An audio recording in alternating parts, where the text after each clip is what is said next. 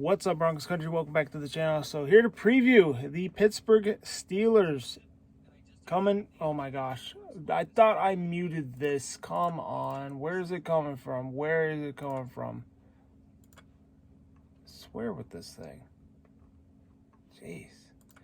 Anyway, at the Denver Broncos. Looks like we're not gonna get the Russell Wilson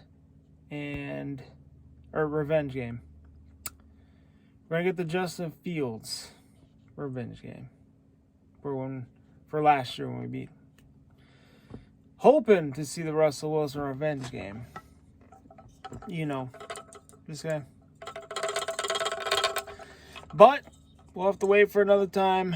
Possibly, I don't know. This might be the only time we'll be able to get revenge on him. I don't know. Maybe he's scared. Maybe he actually's got a calf injury. I don't know. But it sucks. I mean, this is still going to be a good matchup. History's on the Broncos side. They beat the Steelers a lot when they can. This thing stop playing videos. I keep pausing it. Thank you. Anyway. All right.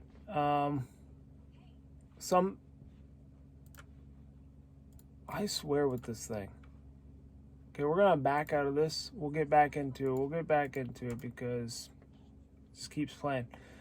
All right. A little bit of history last week. We had the Broncos, even though took the loss, they made history. They went 3-2-1.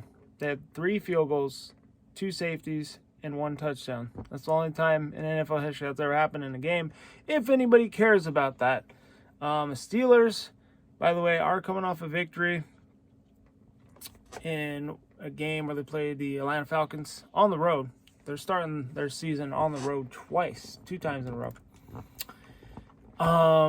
Crazy thing is, I'm already seeing fan-sided. They have posted on here 5 quarterbacks that the Broncos could have instead of Bo Nix after putrid debut. Really? Like, this is what I mean.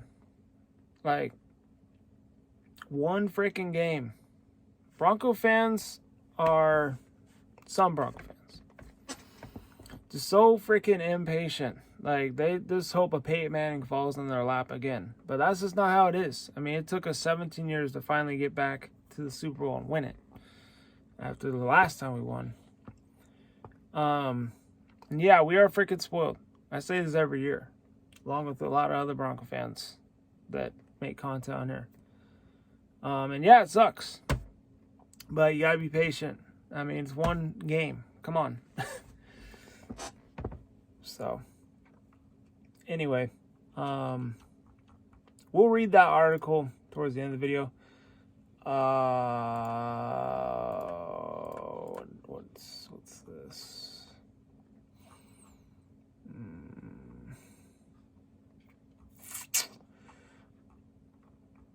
Okay, so starting out with the injury report. Broncos place Audric Esme on the IR. He's going to miss at least 4 weeks, which sucks. Explosive rookie. Definitely sucks for him to miss time, but just means extended snaps for Javonte Williams and Jaleel McLaughlin. So, excited to see that. Jaleel McLaughlin, though, he had a pretty bad game, first game. He had a bad fumble. Yeah, he needs to secure the rock. Like, he was holding the ball way too loosely, and then it was an easy punch out. So that he needs to not do that ever again. That was bad.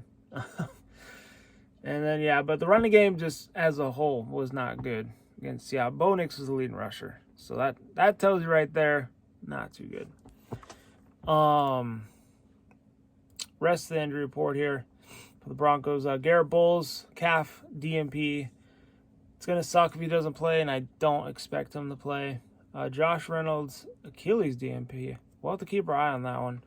Devon Vele with ribs DNP.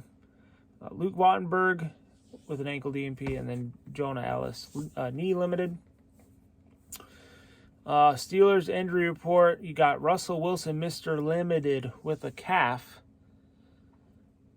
like we've been seeing so far, he's not expected to start. They're going to slate Justin Fields in.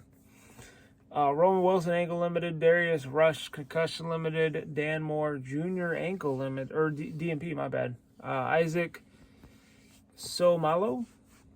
Definitely said that wrong. Pectoral DNP. And then Larry Ogjuba.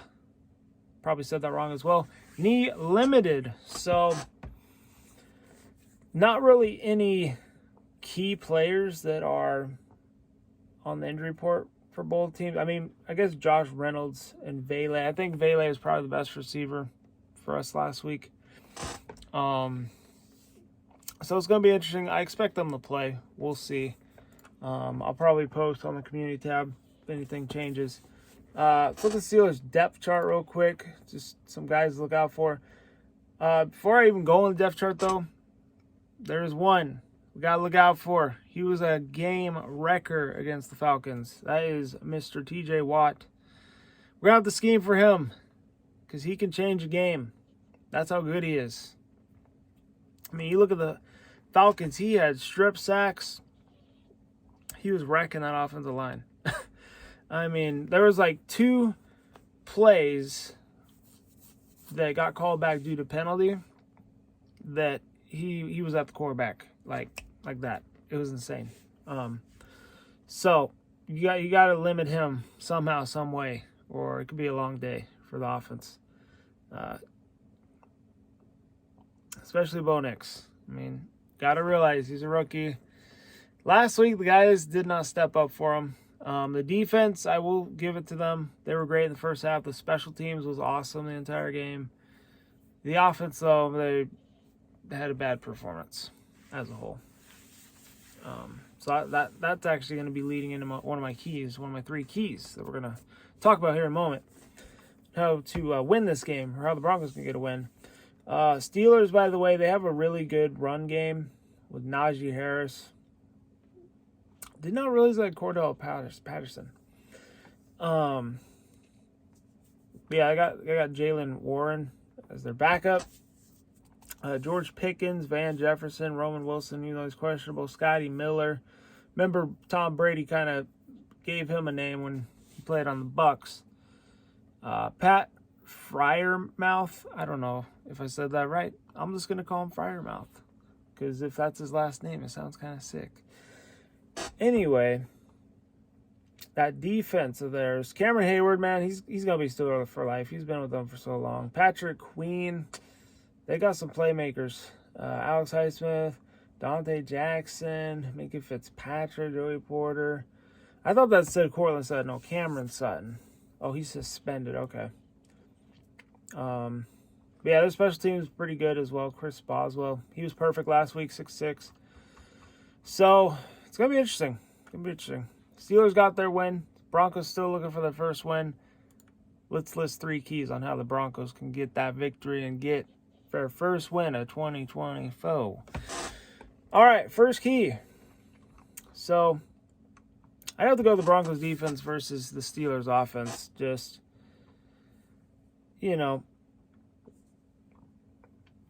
defense in the first half, I think we will have a great chance of winning this game if they could do what they did first half last week. Second half, it was just unacceptable. They let Kenneth Walker walk all over them. He had over 100 yards rushing. It's just not a recipe to win. They are probably going to be reasons we win games this year. I just don't trust that the offense is going to be the reason we win games this year. I think they'll be able to do enough to win games, but I think it's really going to be on defense. Steelers are really good at scheming up runs. I know Najee Harris is definitely going to get a lot of carries. So hopefully we can find a way to limit him and make Justin Fields, throw the football. But, I mean, they're a pretty good play-action team as well. Justin Fields, on play-action, 53.6%. I believe week 1. And then, 53.6% 0.6% of his dropbacks against Falcon and completed 69.2 of his passes compared to the 61.8 he completed last year under the play action. So he was better this year in the play action with the Steelers. I honestly think Justin Fields is a pretty solid quarterback. I know there's people that say he sucks, but I think he's actually not bad. He played us really good last year. He made us sweat a little bit. We had to come back and win that game when we played them in Chicago. So, definitely not underestimating Justin Fields. I know he could play. Second key, though, got to go with the offense versus the Steelers' defense. O-line's going to have to block better. They're going to have to open up more holes for the running game. The running game is a rookie quarterback's best friend, and they did not get going last week. And you saw that all the pressure on Bo Nix did not go well.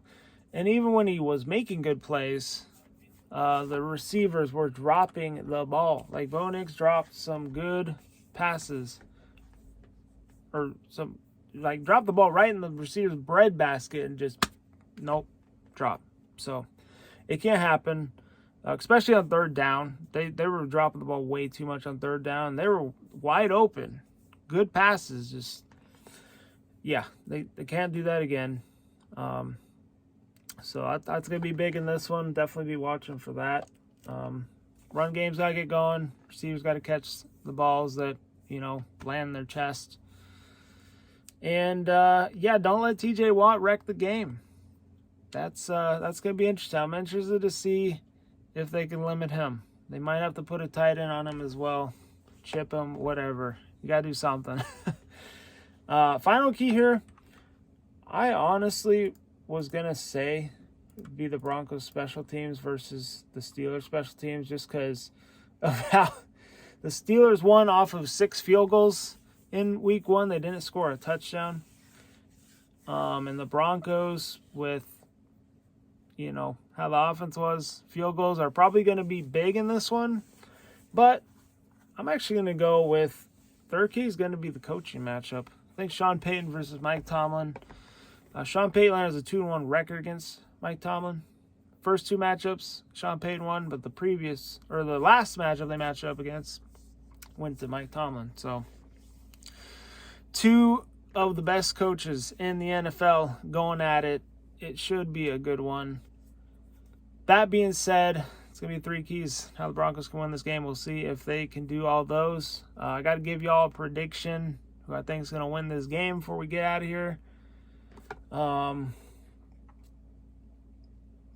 I am going to take the Broncos. Oh, such a surprise. Yes, I know. They took a loss against the Seahawks. I kind of had a feeling that first start for Bo Nix on the road was probably going to be a loss. I was hoping it wouldn't happen, though. But, I got the Broncos winning 7 games this year. I really hope I'm wrong. I just don't see them winning more. But I will take them in this one. First game at home. It's the home opener. The crowd's going to be anxious. They're going to be excited. So, and we have a good record against the Steelers at home. It's going to be another sloppy game, though. But give me the Broncos 19-17. It's going to be close. I'll take a 2-point victory, though. I think the Steelers are probably going to have a chance to kick a game-winning field goal, but we're going to get an interception. And who's going to be by? Oh, we're predicting right here. It's going to be insane. This is crazy. Riley Moss. I'm taking Riley Moss, okay? We're going to get Riley Moss. Game-clinching interception. I thought he was okay. I didn't think he was, super great in his first matchup. But I thought he did what he needed to do. I don't blame the Lockett catch on him at all. I thought that was good defense. Just a better adjustment by Lockett there. So, yeah, that's my crazy prediction. Anyway, let me know what you guys think in the comments down below. Predictions for the game, who you think's going to win, scores, all of that. And without further ado, it's going to do it. Hope you all enjoyed. Hit the like button, subscribe, new on that. Stay safe, be good. Go Broncos.